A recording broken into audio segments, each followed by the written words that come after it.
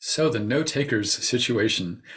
This happens when you've connected with someone in spirit and you're clearly giving detailed information about them, and your client or the group of people you're with, no one can take it.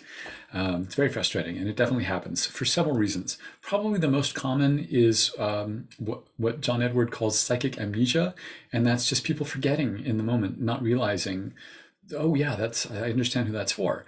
This has happened to me a few times. Unfortunately, I've done this to other people a few times. When I've done this to people, realized after the fact, oh, I totally understood that. That was definitely for me. I've made my best effort to contact them and tell them that. So do that if you happen to do this to somebody. It's just polite. The other reason, so it's amnesia, people just not realizing psychic amnesia. That's mostly why this occurs, the no-taker situation. But there's other situations. And the first one I want to talk about is the unrealistic expectations of the client or the sitter. And I have to say, I've seen this happen, and I've experienced this personally more with mediums or people who want to be mediums or who are developing mediums than with the general public, these unreasonable expectations.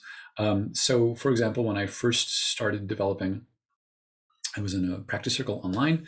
I connected with this woman who I knew was a peer to someone in the group. My name is Lawrence, and I was getting like a Laurie name. I could feel myself falling, and I knew her passing was abrupt. So I thought she had passed in a fall. I knew she was a doctor or a nurse because I was getting all kinds of medical images and doing medical procedures. I was guessing at early 30s because she felt really young to me, and I was sure she had left one child behind. And this slowly came out. This was really early in my development. And nobody could take it, nobody could take it. And then I recapped it, no one could take it. So right as my time was running out, this other developing person in the group said, well, I have a coworker who passed in a fall. She was a nurse. She was in her early 30s. She did leave one child behind, but her name wasn't Lori. That was her child's name, was Lori. So I wasn't sure if you were with me. And I thought, really? But I didn't say that. I just said, oh, I'm sure I was with you. Thanks for speaking up. I was actually thinking, thanks for finally speaking up. So that happens. Sometimes mediums and developing mediums are terrible sitters. That can happen. So what you'll see is, or what you should see or keep in mind when you're in practice circles, is the caveat that no one is 100% accurate. So if you can take most of the information that you hear, raise your hand, say something. I understand most of that, not all of it. The person developing will really appreciate it, and you will appreciate that when it happens to you. And I try to tell people that. That's actually on my webpage is one of my things, is no one's 100% accurate.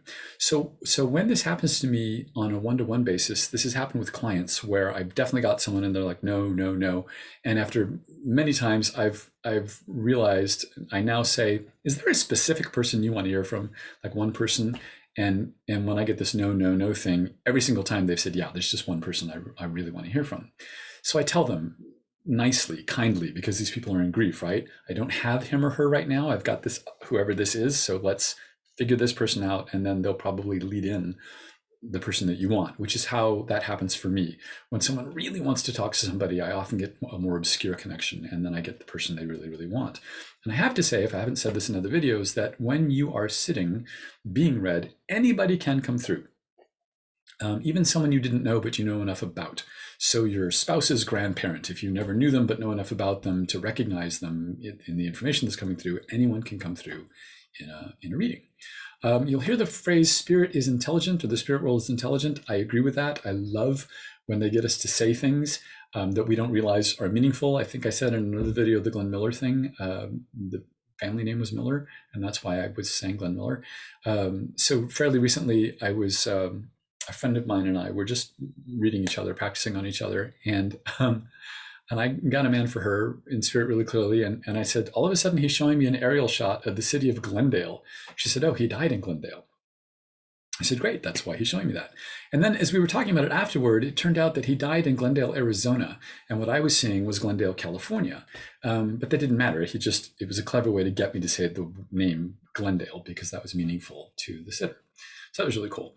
So because spirit is intelligent, people in spirit are intelligent and can get us to say things. They also know that we're practicing, and they know they know when we're developing. So things will happen in practice circles that don't necessarily happen in real live client readings. So one of those, for example, is, so if you're a little confused about why did this happen, or you'll notice this happen to others or to yourself, like someone will get a lot of really good, accurate information, and then they'll say something that isn't just wrong, it's the exact opposite of what's correct. Like, oh, this person was really short. No, he was 6'5". Or she died in her, like 80s or 90s? No, she was 17. Like it's not just wrong, it's the complete opposite. That happens. So early on in my development, again, early, I connected with a man. I knew how he had died. I knew where he died in these circumstances. I knew what he had done for a living. I knew his marital status. And he was showing me Jesse Ventura, the wrestler who became a politician. And I was hearing the song Ventura Highway. So I knew Ventura I was supposed to say that name of that word, Ventura. Nobody could take it. And by the time my turn ended and the whole circle ended, no one could take this guy. And I said to them as my turn was ending, I would have thought Ventura all by itself would have been enough to trigger somebody's memory. So I was on vacation. A couple hours later, there was another circle. I thought, well, what the heck? I'll do another one today, 2 in a row. It was a couple hours later, and someone in there, and all of a sudden there was this same guy again, this Ventura reference. And immediately someone said, oh, that's definitely for me. She could take all the information, and then more came through. I think the reason that happened, why someone would come early like that, was to help me with no's, because no's really throw people. And they used to really throw me. And ever since that reading with the Ventura reference, when I know I'm getting stuff and someone's telling me no, I just stick with it like a dog with a bone. I just don't let it go, because they're giving it for a reason. So people in spirit are intelligent. They do help us out, especially when in practice circles. They're helpful. I think they want us to do well. Next week, I'm going to talk about, it's a little bit of a touchy subject. It's do children age? When children pass, do they age in spirit? Do they grow up? I have an opinion about that. I think only an opinion can be given about that. So I'll give you mine and why I believe what I believe. And until then, leave your questions or comments below, and I'll try to do a video about what you're asking. And thank you for your time. See you next time.